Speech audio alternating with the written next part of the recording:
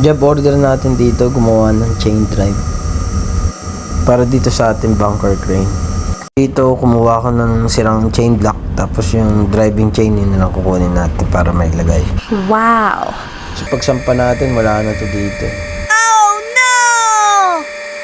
Kailangan natin dito magmano-mano mag-pile para maging square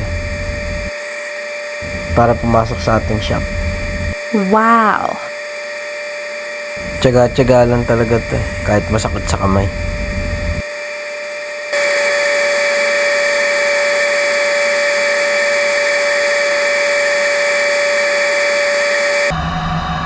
Yan, pasok na. Kailangan natin maglagay ng spacer para ma-align sa gitna.